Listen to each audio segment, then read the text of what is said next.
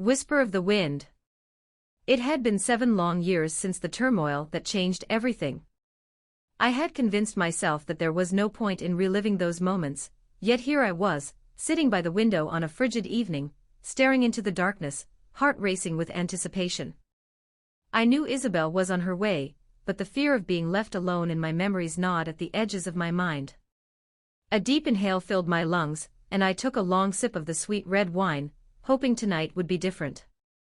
Wrapped tightly in my favorite scarf, the lump in my throat reminded me of the words I'd tried so hard to forget. You bring shame to this family.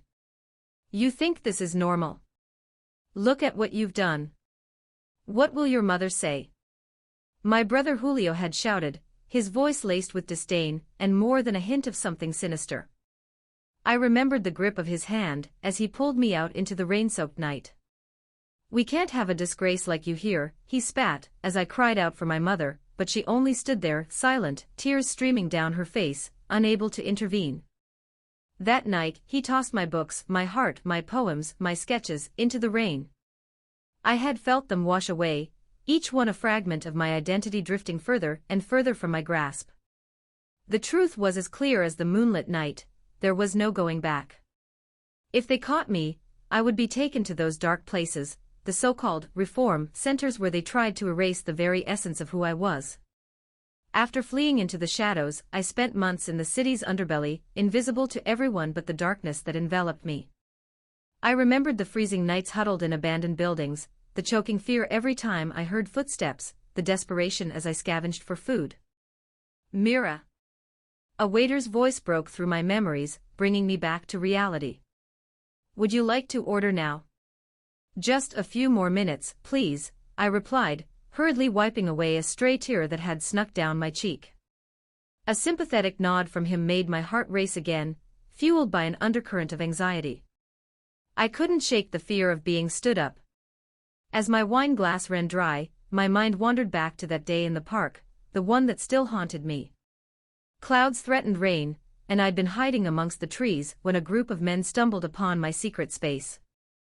They found my sketches of Isabel, vibrant recollections of a love I thought I'd lost forever. Their laughter echoed like a death knell as they tore my papers and tossed them into the dirt, each mockery a sharp reminder of the life I had led. I thought we buried you, one of them sneered. Maybe we should finish the job. I ran then, fear propelling me forward as they chased after me, jeering, throwing stones. I ran until I thought my feet would give out, dodging into traffic as I barely managed to escape. I didn't remember much of the hospital, just flashes of harsh lights and cold, sterile rooms. Somewhere in that haze, I was told that if I complied, I could leave. I played the part, pretending to be someone I wasn't, stored away for years until I finally found my way back into the world outside. Suddenly, I was pulled from my thoughts by the sound of the door opening.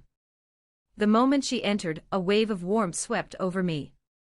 Isabel, with her wild curls cascading around her shoulders and a smile that lit up the dim restaurant. I'm so sorry for keeping you waiting. Shall we order? She said, her voice as sweet as honey. No worries. I was thinking of getting the chicken biryani. It's Indian. Me too. I adore Indian food. And British desserts. It's kind of funny how people judge me for it, she laughed, and in that moment, every fear I had fell away.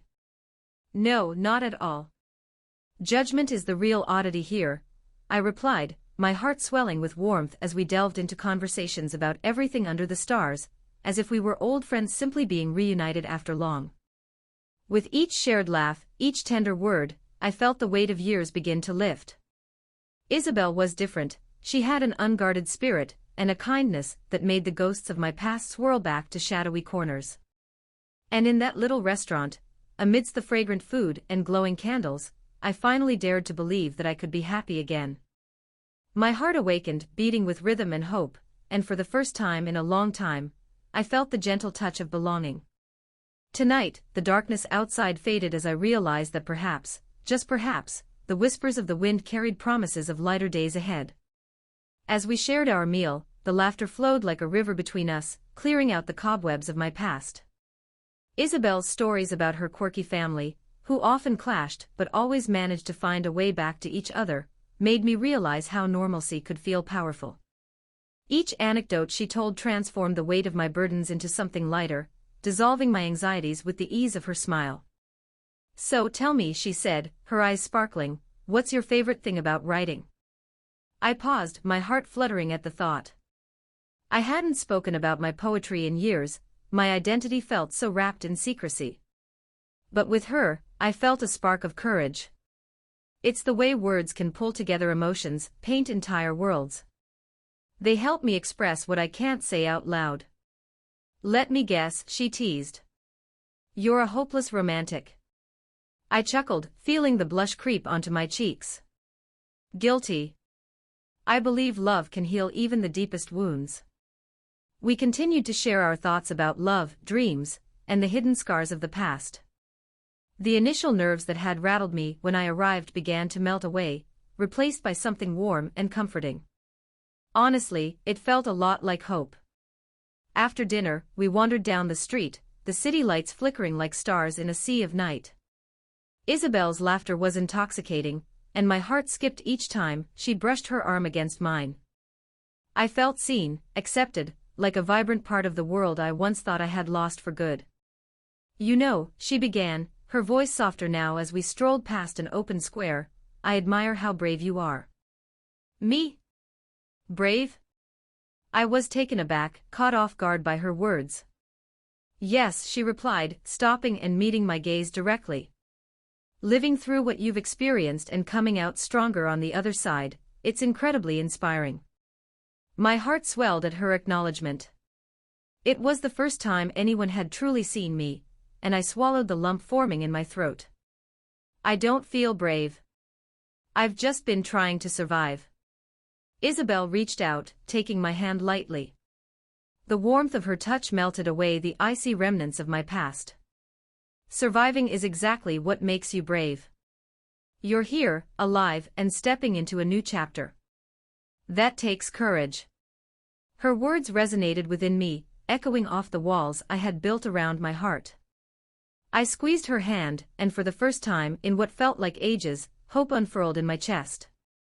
"Thank you, Isabel, for being here tonight. It means more than you can imagine."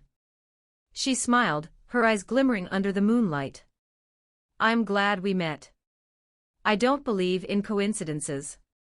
There's a reason we're both here, standing together like this." Fate felt palpable as we continued walking, the world around us slowly dimming in the twilight. The city was alive with conversation, laughter, and music, but all I could focus on was Isabel and the electric connection between us. Eventually, we found a quiet spot to sit, the busy streets a faint hum in the distance as we settled onto a bench. Under the soft glow of the street lamps, we began talking about our dreams and aspirations. Isabel shared her dream of becoming a graphic novelist, infusing her love for storytelling and visuals. Her passion was enchanting, and I found myself caught up in the magic of her imagination. "What about you?" she asked, leaning forward curiously. "Do you still write?" "I do," I replied, the words spilling out before I could second-guess myself. "I have a little notebook stashed away that I use whenever I need to let my thoughts out." "Can I read something?" she asked, her eyes sparkling with genuine interest. I hesitated but felt an overwhelming urge to share a piece of my soul with her. "Okay, but only if you promise to be honest." "Always," she declared, and I took a deep breath. I pulled out my notebook, flipping to a page that felt safe enough to share. With tentative fingers, I read aloud a poem I had written during my time in hiding, a reflection of yearning and hope that now held even deeper meaning. As I read, my voice trembled slightly, but I held on to the warmth of Isabel's gaze, feeling courage fuel my words. When I finished, we sat in silence for a moment, the weight of my vulnerability hanging in the air. "That was beautiful, Mira," Isabel finally said, her voice soft and sincere. "You're so talented. Your words connect to truth in ways many can only dream of." The warmth spreading through me was a mix of pride and relief. "Thank you, Isabel. That means the world to me," I whispered. She leaned closer, our shoulders touching, and our eyes locked in a moment that felt sacred. You deserve to be happy, you know. You deserve to feel safe and loved. In that moment, I believed her. My heart fluttered, hesitating, a question dancing on my tongue. What if we began a new journey together? Isabel finished for me, her eyes wide with warmth. I'd love that, Mira. There's something special about this connection. I want to explore it with you. Hope blossomed in my chest. This wasn't just the end of a chapter but the beginning of something beautiful. Together we dared to dream of what the future could hold: laughter, love, shared adventures, and perhaps healing. As we finally sat in the cool night air, the uncertainty of the darkness transformed into the possibilities of what lay ahead. The ghosts of the past could no longer hold me captive. I was ready for the journey filled with light, to explore the love I had long yearned for. With Isabel by my side, I felt the first stirrings of happiness, not just a distant dream, but a tantalizing reality, waiting for us to claim it. In the weeks that followed our night together, Isabel and I dove into the whirlwind of life as we discovered each other. Every day felt like unearthing new layers of ourselves, unearthing a bond that was anchored in trust and understanding. Our laughter became the soundtrack to our shared moments, from long walks in the park to late-night conversations over cups of steaming tea, our connection blossoming amid the stolen glances and lingering touches. Isabel encouraged me to write again, and each time I poured my heart into the pages of my notebook, I felt lighter, as if the words were sweeping away remnants of that heavy past. She would read my poems and sketches, her eyes lighting up with each verse. Every piece holds a story, she told me, her voice a soothing balm. You have the power to change lives with your words.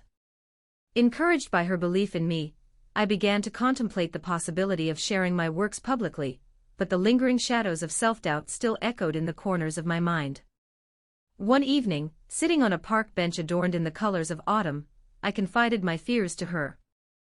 What if they don't accept me? What if it all becomes too painful? I asked, my fingers nervously tracing the rim of my notebook. Isabel turned to me, her gaze unwavering. Mira, every artist faces fear, every writer hesitates. But you've already conquered so much. Sharing your truth might be the key to unlocking new horizons. It won't be easy, but I'll be right here beside you. Her words wrapped around me like a warm embrace, just as the autumn breeze swirled around us. I remembered those dark days of hiding and pain, the fleeting moments I believed I could never recover from, and realized that Isabel was right. My past was a part of me, but it didn't define my future.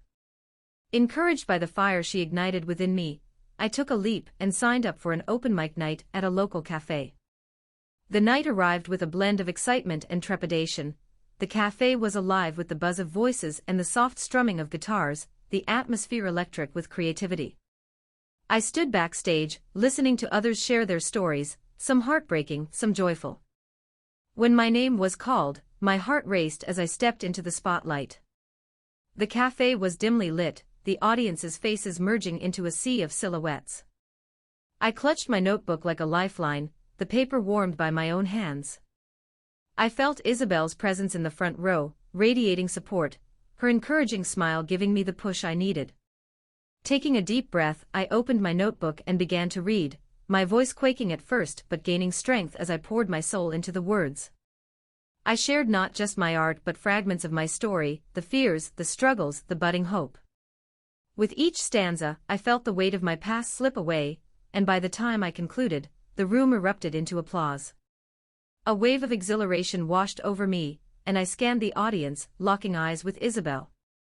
In that moment, tears swelled in her eyes, reflecting pride and joy. Afterward, I was met with warm embraces and kind words from fellow writers and poets. The validation I once craved felt different now. It was more profound, as I realized it came not just from external applause, but from a place of acceptance within myself. Days turned into weeks, and with each experience, I continued to grow more confident in sharing my story, encouraging others to do the same. Isabel became my anchor. We traversed through life's ups and downs, always finding our way back to each other. One crisp evening, as we sipped tea in our little kitchen, I looked at Isabel, my heart full. You've changed everything for me, Isabel. I don't even recognize the version of myself from a year ago. I haven't changed you, Mira. You've always been here, she replied, lightly touching my chest. You just had to find your voice again. The connection we had deepened, forming a bond that felt unbreakable. On a particularly starlit night, I finally found the courage to share the deepest part of my heart with her. Isabel, I never thought I could be so open with anyone. But with you it feels like, I don't know, like I've come home. She paused, her expression softening, her eyes glistening with unshed tears. I feel the same way. You've turned my world upside down in the best way possible. I love you, Mira. The warmth of her confession enveloped me, erasing a lifetime of uncertainties. I stepped closer, brushing my fingers against hers. I love you too, Isabel. You've given me hope and the courage to embrace who I am, all of me. In that moment, under the stretch of twinkling stars and the soft light of candles flickering around us, our lips met for the first time. It was soft and tentative, yet electric, a promise of love and understanding. Months passed and the seasons changed. With every season, Isabel remained my compass through uncharted territories. We traveled together, found solace in each other's arms, and forged memories that would last a lifetime. The night came when I finally launched my first poetry collection, titled Whispers of the Wind. It was a culmination of my journey, a celebration of love, resilience, and the unbreakable spirit of those who dared to be themselves. The cafe was filled with friends, family, and strangers who had become supporters. Each person's presence was a testament to warmth and acceptance surrounding us. As I stood before them, the familiar rush of joy flooded my heart. I had carved a place for myself in this world, one that welcomed my truth. Among the audience, Isabel's eyes shone brightly as she cheered, a proud smile gracing her face. I glanced into the crowd, my heart swelling with gratitude for every person whose journey had intertwined with mine, affirming that love and acceptance were worth every struggle endured. As I spoke about my collection, thanking everyone for their endless support, a profound realization sank into my soul. I had indeed transformed. No longer a prisoner of my fears, I had stepped into the light, and it had led me back to the tender embrace of love and belonging. That night, as I held Isabel's hand, we stepped onto our journey, not just as individuals but as two souls entwined, ready to face whatever life would throw our way, intrepid, united, and free. With hearts wide open, we knew we would chase the whispers of the wind together, bravely forging ahead, leaving the shadows behind and embracing the brilliance of our tomorrow.